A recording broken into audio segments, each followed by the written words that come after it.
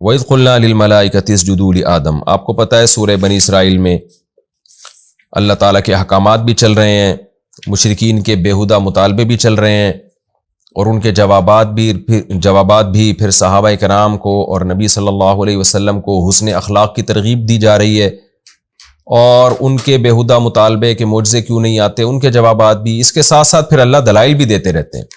تو ان دلائل میں سے اللہ تعالیٰ نے آگے دلائل دیے، لیکن جو آدم علیہ السلام اور شیطان کا واقعہ جو بہت دفعہ بیان کیا ہے، اس واقعے کو بھی اللہ تعالیٰ نے یہاں مکرر بیان کیا تاکہ لوگوں کو پتہ چلے کہ یہ جو مشرکین اور جو کافر اتنی ہٹ دھرمی اور ضد کا مظاہرہ کر رہا ہے، تو یہ بات بھی پہلے سے طے شدہ ہے۔ اس میں ان کافروں کی باتوں میں آ کے ان کو فالو کرنے کی ضرورت نہیں ہے، بلکہ یہ تو شیطان پہلے یہ کام کر چکا ہے کہ میں ان کو تیرے راستے سے روکوں گا میں۔ تو یہ دلائل کی قوت کی بیس پہ نہیں کافر ایمان کا انکار کر رہے، یعنی ایسا نہیں ہے کہ اسلام کے دعوے میں جان نہیں ہے، بلکہ یہ شیطانی اثرات ہیں، اور شیطان تو بہت پہلے سے انسان سے حسد کرتا ہے، اور اس نے کہا تھا کہ میں اکثریت کو جہنم کا ایندھن بناؤں گا۔ تو یہ اس جو واقعہ ہوا تھا نا، اس کے نتیجے میں جو شیطان کو حسد ہوا، اس حسد کا نتیجہ ہے۔ تو لہذا اکثریت اگر گمراہ ہے تو اس کی گمراہی سے متاثر مت ہو کہ اگر اسلام دین برحق ہے تو اکثریت اس کو فالو کیوں نہیں کر رہی، تو اس بات سے بالکل متاثر نہ ہو، کیونکہ شیطان نے یہ عزم کیا تھا کہ میں اکثریت کو جہنم کا ایندھن بناؤں گا، اور وہ پورا زور لگا کر جو ہے وہ یہ کام کر رہا ہے۔ تو یہ شیطان ہے جس کو لوگ فالو کر رہے ہیں۔ اس لیے اللہ فرماتے ہیں وَإِذْ قُلْنَا لِلْمَلَائِكَةِ، اور اس وقت کو یاد کرو جب ہم نے فرشتوں سے کہا اسجدوا لآدم، آدم کو سجدہ کرو، فسجدوا الا ابلیس، سب نے سجدہ کیا مگر ابلیس نے سجدہ نہیں کیا۔ اس کا میں کئی بار اس کی تفسیر بیان کر چکا ہوں کہ یہاں ابلیس کا استثناء کیوں کیا۔ قال، ابلیس کہنے لگا اسجد، کیا میں سجدہ کروں لمن خلقت طینا، اس شخص کو، اس ذات کو جس کو تو نے مٹی سے پیدا کیا۔ یعنی اللہ پہ الٹا اعتراض کر رہا ہے کہ یہ کیسے میں یہ نہیں کر سکتا ہوں۔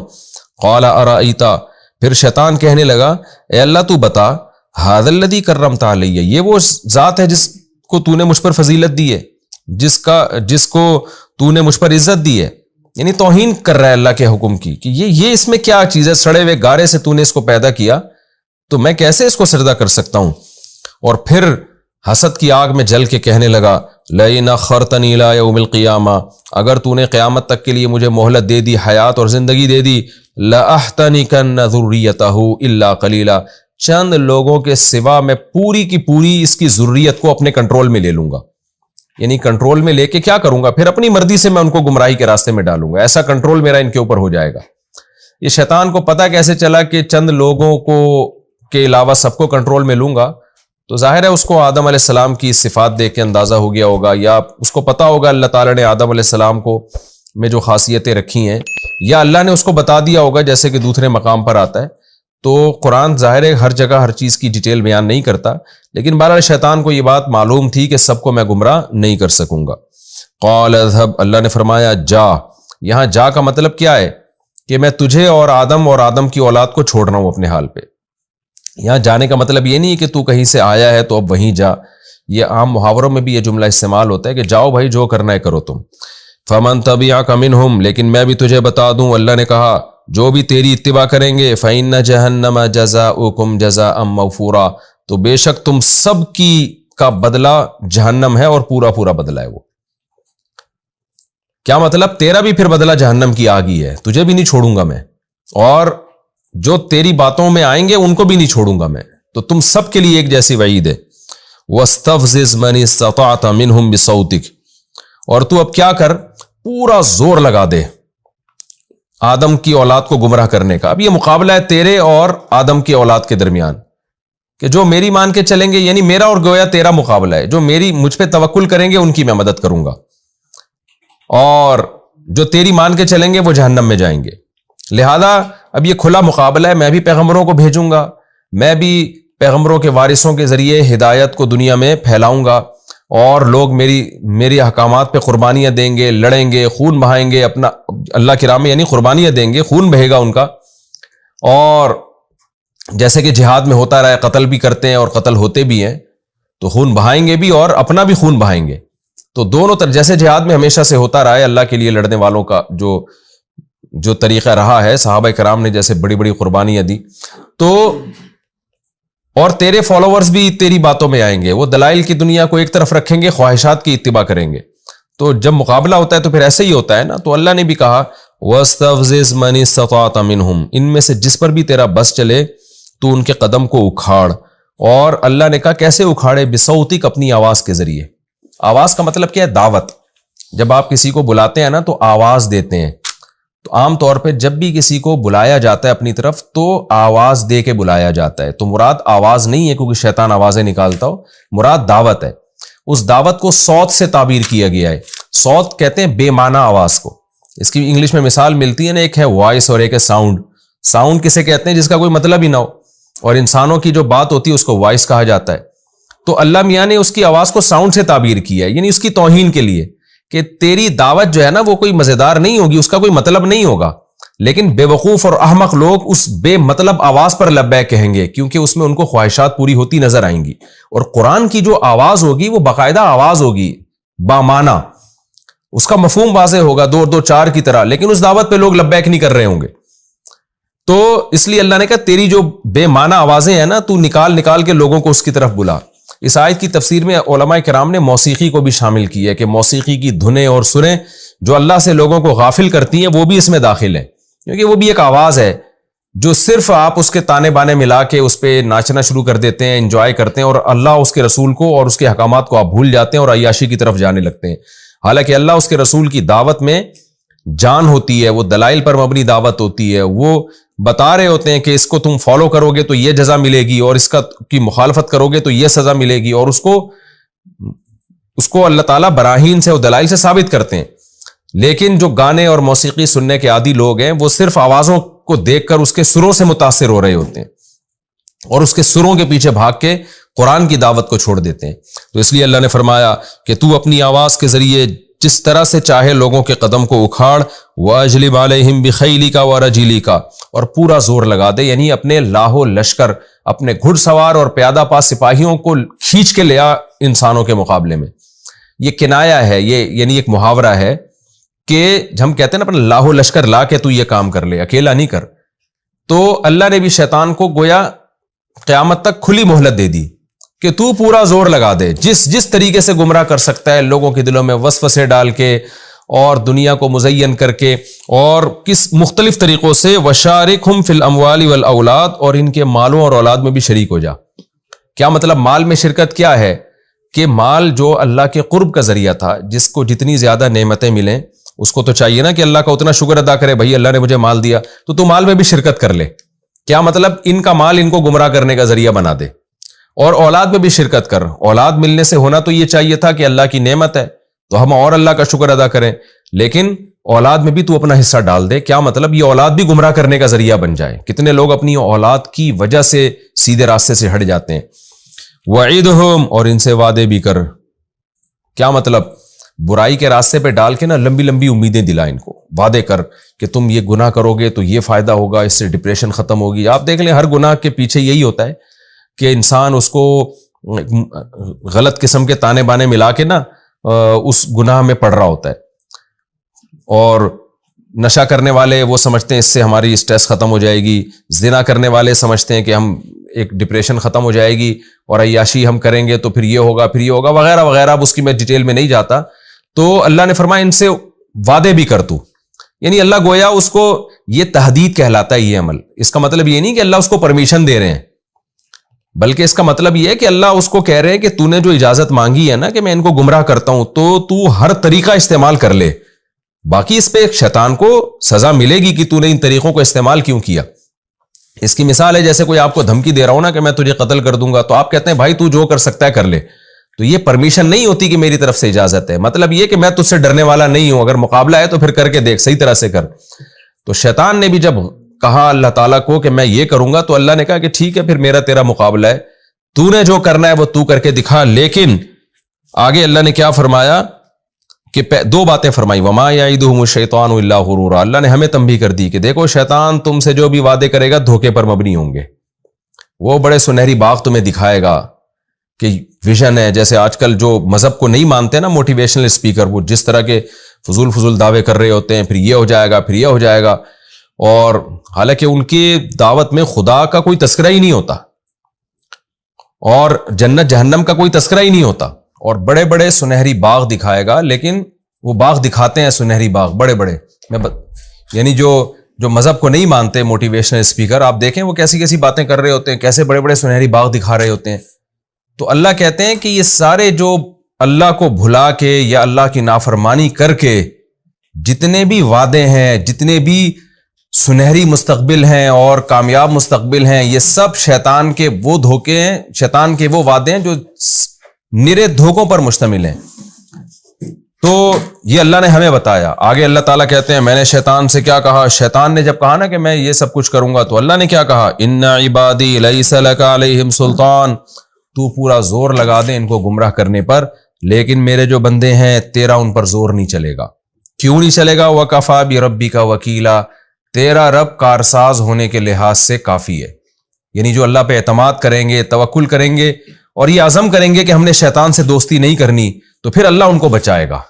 پورا زور بھی تو لگا دے گا، تیرا وہ زور ان پر نہیں چلے گا. ربکم الذی یزجی لکم الفلک. پھر آگے اللہ دوبارہ اپنی نعمتیں بیان کرتے ہیں کہ دیکھو تم شیطان کی باتوں میں آتے ہو، اپنے رب کی نعمتوں کو دیکھو. ربکم الذی، تمہارا رب تو وہ ذات ہے، یزجی لکم الفلک، جو تمہارے لیے کشتیاں چلاتا ہے، فی البحر، سمندر میں، لتبتغوا من فضلہ، تاکہ تم اس کی روزی تلاش کرو. کیسے؟ سمندروں کے ذریعے تمہیں وہ روزی پہنچاتا ہے. انہ کان بکم رحیما، واقعی وہ تمہارے ساتھ بہت زیادہ رحم کرنے والا ہے. وَإِذَا مَسَّكُمُ الضُّرُّ فِي الْبَحْرِ، اب جب سمندر کی بات آئی، سمندر کی روزی کی بات آئی، تو اللہ مشرکین کا تذکرہ کرتے ہیں کہ ان کی حالت دیکھو، جب تمہیں سمندر میں کوئی مصیبت پہنچتی ہے، طوفان آ گیا، بھنور کا شکار ہو گئے، ظَلَّ مَن تَدْعُونَ إِلَّا إِيَّاهُ، تو سب غائب ہو جاتے ہیں جن کو تم پکارتے ہو سوائے اللہ کے. یعنی اللہ پھر تمہیں یاد آتا ہے. اس وقت تمہارا ضمیر کہہ رہا ہوتا ہے کہ یہ ہمارے ہاتھوں کے بنے ہوئے بت اور یہ ہمارے معبود ہماری مدد نہیں کر سکتے. فَلَمَّا نَجَّاكُمْ إِلَى الْبَرِّ، لیکن جب وہ تمہیں نجات دیتا ہے خشکی کی طرف، أَعْرَضْتُمْ، تو تم دوبارہ شرک شروع کر دیتے ہو، دوبارہ اعراض کرتے ہو. وَكَانَ الْإِنسَانُ كَفُورًا، اور انسان ہے ناشکرا. تو یہ ایک مثال ہے. اس مثال میں ہر وہ شخص داخل ہے جب کوئی مصیبت تھی تو اللہ کو یاد کر رہا تھا، اور جب اللہ نے وہ مصیبت دور کر دی تو وہ اللہ کو بھول گیا. آگے اللہ فرماتے ہیں تم سے جب مصیبت ختم ہوتی ہے اور اس وقت تم اللہ کو بھول جاتے ہو تو کیا تم بے خوف ہو گئے کہ اللہ تمہیں خشکی میں نہیں دھسا سکتا؟ زمین میں، سمندر میں تمہیں ڈر تھا کہ ہم ہلاک ہو جائیں گے، اس وقت اللہ کو پکار کے دعائیں مانگ رہے تھے، اور خشکی پہ آ کے تم اللہ کو بھول گئے. تو آفا امین تم، تو کیا تم بے خوف ہو گئے، ان یخسف بکم جانب البر، کہ وہ خشکی کی جانب میں تمہیں دھسا دے. زمین میں زلزلے بھی تو آ سکتے ہیں. او یرسل علیکم حاصبا، یا خشکی میں تمہارے اوپر کوئی پتھروں کا طوفان بھیج دے، جیسے اس نے پچھلی امتوں پر بھیجا ہے. ثم لا تجدوا لکم وکیلا، پھر تم اپنے لیے کوئی مددگار اور دوست نہیں پاؤ گے. ام امنتم، یا تم اس بات سے بے خوف ہو گئے ہو، ان یعیدکم فیہ تارۃ اخری، کہ اللہ تمہیں دوبارہ اعادہ کر کے دوبارہ سمندر میں لے جائے.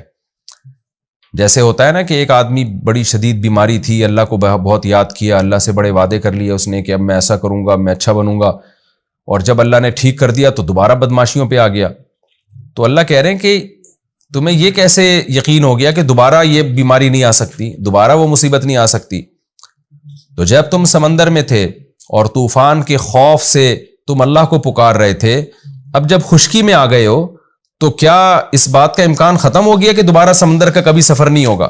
عین ممکن ہے اللہ تمہیں دوبارہ سمندر میں لے جائے، کسی بھی کوئی ضرورت ایسی پڑ جائے تمہیں سمندر میں جانا پڑے. فَيُرْسِلَ عَلَيْكُمْ قَاصِفًا مِّنَ الرِّيحِ، پھر وہ بھیج دے تم پر ہوا کا بہت بڑا طوفان. فَيُغْرِقَكُمْ، پھر تمہیں غرق کر دے، بِمَا كَفَرْتُمْ، اس کفر کی وجہ سے جو تم نے کیا، کہ پہلی دفعہ خشکی پہ آنے کے بعد جب تم اللہ کو بھولے تو یہ کفر تھا، تو اللہ یہ بھی کر سکتا ہے کہ تمہیں دوبارہ لے جائے. تو یہ آیت بھی ہر اس شخص کے بارے میں ہے جو مصیبت میں اللہ کو یاد کرتا ہے اور اللہ سے وعدے کرتا ہے، اور جب وہ مصیبت اس سے دور ہو جائے تو پھر وہ اللہ کو بھول جاتا ہے۔ تو اللہ اسے بھی ڈرا رہے ہیں کہ اللہ دوبارہ تمہیں اس مصیبت میں ڈال سکتے ہیں۔ ثم لا تجدوا لکم علینا بہ تبیعا، پھر اس پر تم ہمارے خلاف کسی کو بھی تبیع نہیں پاؤ گے، کوئی ایسا مددگار نہیں جو ہمارے بعد آئے تمہاری مدد کرے۔ اب چونکہ اس میں اللہ نے خشکی کے اور سمندر کے سفر کا تذکرہ کیا کہ ہم تمہیں سمندروں کا بھی سفر کراتے ہیں، خشکی میں بھی تم سوار ہوتے ہو، تو آگے اللہ انسان کی اس نعمت کا تذکرہ کر رہے ہیں کہ وَلَقَدْ كَرَّمْنَا بَنِي آدم، کہ تحقیق ہم نے بنی آدم کو بہت عزت دی۔ کیسے عزت دی ہے؟ وَحَمَلْنَاهُمْ فِي الْبَرِّ وَالْبَحْرِ، کہ ہم نے ان کو خشکی میں بھی سوار کیا اور سمندروں میں بھی سوار کیا، یعنی خشکی کو بھی ان کے تابع بنا دیا اور سمندروں کو بھی۔ اب دیکھیں جو لوگ خدا کو نہیں مانتے نا، وہ بس ترقی کی رٹ لگاتے ہیں، یہ نہیں دیکھتے کہ جن وسائل کو استعمال کر کے ترقی کی جا رہی ہے، یہ سارے وسائل خدا نے انسانوں کے تابع کیے ہیں۔ آپ دنیا میں سفر کر رہے ہیں، آپ کہیں بھی سفر کر رہے ہیں، تو یہ تو انسان کو اللہ نے قابل بنایا ہے۔ جس مخلوق کو قابل نہیں بنایا، وہ 1000 سال پہلے جہاں کھڑی ہوئی تھی آج بھی وہیں ہے۔ وہ شیر، چیتے، لومڑی، بلی، کتے، یہ ساری مخلوق ایسی ہے، یہ بھی اسی زمین میں رہتے ہیں، لیکن ان کے لیے اللہ نے خشکی اور سمندر کو مسخر نہیں کیا۔ تو اللہ کہتے ہیں ہم نے انسان کو عزت دی ہے کہ خشکی کا سوار بھی بنایا اور سمندر کا سوار بھی بنایا، یعنی پوری دنیا کو اس کے لیے مسخر کیا ہے۔ وَرَزَقْنَاهُمْ مِنَ الطَّيِّبَاتِ، اور رزق میں ہم نے ان کو پاکیزہ چیزیں عطا کی ہے۔ یہاں بھی رزق کا ترجمہ کھانا پینا نہیں ہے، بلکہ زندگی گزارنے کے تمام ضروری لوازمات۔ اس لیے مفسرین اس کا ترجمہ کرتے ہیں کہ انسان کی جو زندگی گزارنے کے لوازمات ہیں وہ بھی بڑے عالی شان ہیں، یعنی انسان کو جتنی نعمتیں دی ہیں تمام نعمتیں اس میں داخل ہیں۔ حسن و جمال بھی رزق کا حصہ ہے، رزق میں داخل ہے، لہذا حسن و جمال میں انسان کو سب سے اعلیٰ مقام دیا۔ اور اللہ نے آپ کو جو سوچنے سمجھنے کی صلاحیت دی، یہ بھی اللہ کی طرف سے ایک رزق ہے۔ اس میں بھی اللہ نے آپ کو جانوروں پہ فضیلت دی، جیسا انسان سوچتا ہے ویسے جانور نہیں سوچ سکتے۔ پھر جو کھانے پینے کی چیزیں اللہ نے دی ہیں، جتنی نفیس اور بہترین اور شاندار خوراک انسان کی اور جتنی لذیذ، اتنی جانوروں کی نہیں ہے۔ کسی جانور کو اللہ نے ایسا پروٹوکول نہیں دیا۔ اسی طرح جو لذتیں انسان کے لیے رکھی ہیں، جسمانی لذتیں، وہ لذتیں بھی انسانوں کے لیے جانوروں کی نسبت بہت اعلیٰ نوعیت کی لذتیں ہیں۔ تو یہ تمام چیزیں اس میں داخل ہیں۔ اللہ فرماتے ہیں کہ وَرَزَقْنَاهُمْ مِنَ الطَّيِّبَاتِ، ہم نے انسان کو پاکیزہ چیزیں بطور رزق دی ہیں۔ وَفَضَّلْنَاهُمْ عَلَىٰ كَثِيرٍ، اور ممن خلقنا، وہ مخلوق جو ہم نے پیدا کی ہے ان میں سے بہت سوں پر ہم نے انسان کو فضیلت دی ہے، تفضیلا، بہت زیادہ فضیلت۔ تو یہ سب کام ہم نے کیے ہیں۔ ملحد کہتا ہے یہ سارے آٹومیٹیکلی خود بخود ہوئے ہیں، اللہ کہتے ہیں یہ تو ہم نے انسان کو فضیلت دی ہے۔